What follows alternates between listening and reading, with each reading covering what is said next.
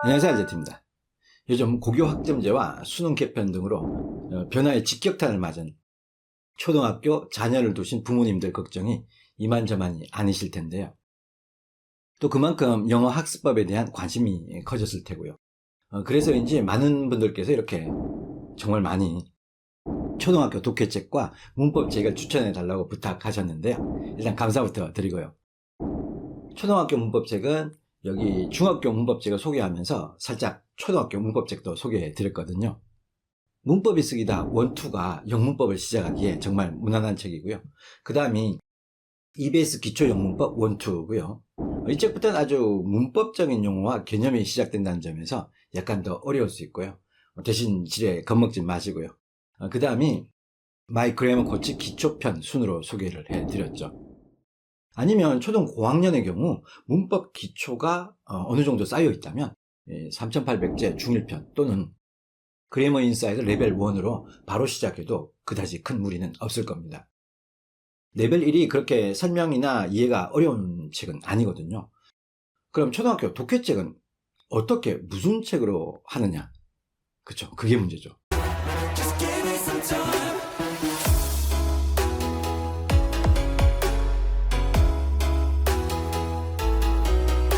먼저 예스24로 가서 초등학교 영어 전문서적에서 독해로 세팅 놓고 그 다음에 판매량 순으로 배열해보면 이렇게 주니어 리딩 튜터 스타터 1, 2 그리고 문법이 쓰기다 이건 분류상 5류인 것 같고요. 그 다음이 리더스뱅크 레벨 1, 2죠. 그리고 약간 교과서스럽긴 해도 EBS 강좌를 들을 수 있는 EBS 기초 영독해. 그 다음이 미국 교과서 리딩 시리즈죠. 다들 독해 연습하기엔 정말 좋은 책들인데요. 그죠. 문제는 책이 어느 정도의 어떤 컨텐츠를 담고 있는지 그게 궁금하죠. 게다가 학생 본인에게 딱 맞는 수준의 책을 선정하는 게 더 중요하다는 거 다들 아시죠?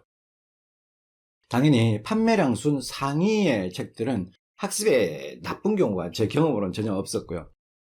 그러니 다 좋은 책이라고 말씀드리고 싶습니다. 또 책의 선정 조건은 제일 중요한 게 나한테 적절해야겠죠.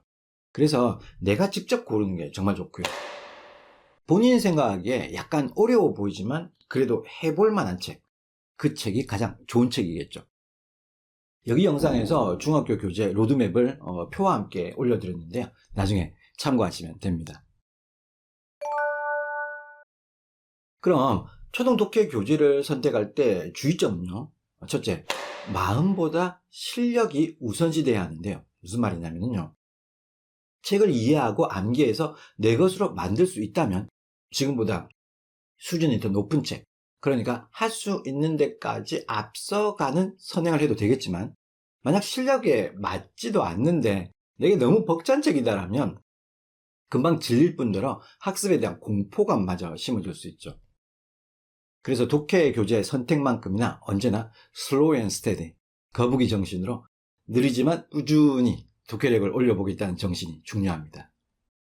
기본기가 있다면 과감한 독해 레벨업 점프를 시도해 볼 수도 있겠지만 다 케바케겠죠. 둘째, 책 선정은 독해책에 있는 단어 정리된 부분 있잖아요. 그 단어를 모두 암기할 수 있는 그런 수준이 되어야 됩니다. 무슨 말이냐면요. 모르는 단어를 쉽게 보면서 기계적으로 해석하면 해석이 된 것 같아도 이해를 못한 게 보통이고요. 또 단어장 따로 독해집 따로 노는 이상한 습관이 생기게 되죠. 매번 암기해도 활용을 안 하니까 계속 까먹게 되는 그런 습관이죠.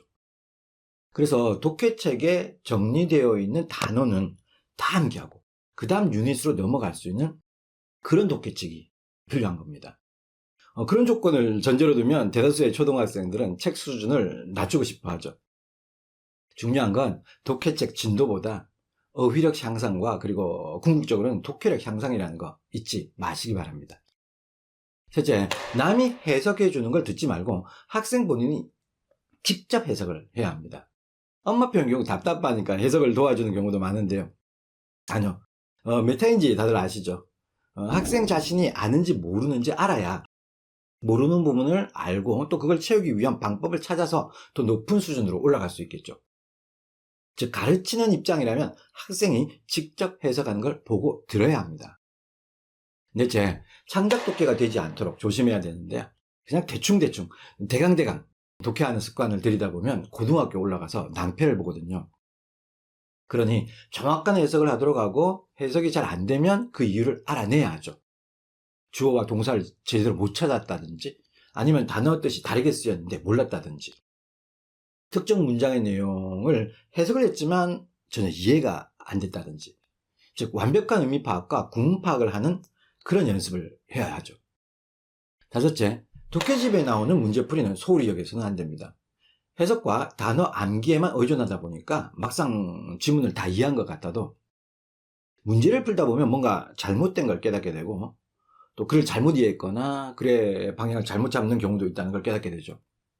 즉, 지문을 제대로 읽었는지 안 읽었는지 문제를 풀어보면서 깨닫게 되는 겁니다.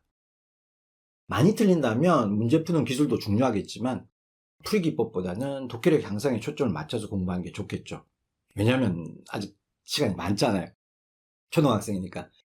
독해력 향상은 국어와 맞물리는 파트이기 때문에 장기적 목표를 가지고 꾸준하게 그리고 계획적으로 움직여야 하죠. 여섯째, 숙제는 과해서는 안 됩니다. 할 수 있는 능력 이상의 숙제가 있다면 일단 무기력해지고요. 절망감에 빠지게 되고 그래서 공부에 대한 흥미를 잃을 수 있고요. 더 나쁜 건 이상한 해결 방법, 즉 이상한 편법을 찾을지도 모릅니다. 예를 들어 구글 검색으로 그 정답지를 찾아서 숙제한 듯한 느낌으로 문제를 풀어 나가는 방식요. 물론 많은 숙제를 해낼 수 있는 학생들이야 문제가 안 되겠지만 그 학생이 숙제가 없어도 해낼 애고요. 하지만 숙제가 많아서 그냥 책상에 앉아 있으니 성적이 오를 거다. 다들 학창시절 생각해 보시면 알잖아요. 숙제가 많다고 성적이 오른 게 아니었잖아요. 학생의 능력에 맞는 학습량, 그리고 살짝 향상된 실력에 맞춰서 늘려가는 학습량, 그리고 다른 과목에 대한 존중심도 보이고요. 그런 미묘한 사이즈의 조절, 그게 정말 중요하거든요. 이런 습관이 고등학교 올라가서 내신 대비할 때 과목별 공부 시간 배분에도 지대한 영향을 미치거든요. 그냥 많이, 즉 양만 따지다 보면 정작 중요한 양질의 공부, 또 효율적 공부를 하지 못할 수가 있기 때문이죠. 자, 그러면 이렇게 초등학교 독해 문법 로드맵이 나오는데요. 독해는 이렇게, 또 문법은 이렇게 초등과정 로드맵이 나오죠. 아래 설명창에 링크 걸려 있으니까요. 이미지 다운하셔서 이렇게 확대를 해보시면 책 이름이 다 보이실 겁니다. 약간 선행하는 느낌으로 조금씩 수준을 당긴 표고요. 또 자신의 수준을 감안해서 책 수준을 올리거나 낮추시면 됩니다. 독해 교재는 판매량 순으로 주니어 리딩 튜터 스타터, 리더스 뱅크 주니어, 미국 교과서 읽는 리딩 K 시리즈에서 이지 시리즈, 그리고 EBS 교재 몇몇을 정리해 봤고요. 문법 교재도 역시 판매량에 근거해서 문법이 쓰기다 시리즈, 그래머 인사이드 시리즈, 그리고 3,800제 EBS 교재로 정리해 봤습니다. 물론 그 외에 좋은 책은 정말 많습니다. 소개 다 해드리고 싶은데. 자, 이제 결론을 내볼게요. 독해 공부를 하면서 단어를 암기하지 않고 넘어가고 문법은 핵심 문법사항이나 암기사항을 모르고 넘어가면 나중에 낭패를 봅니다.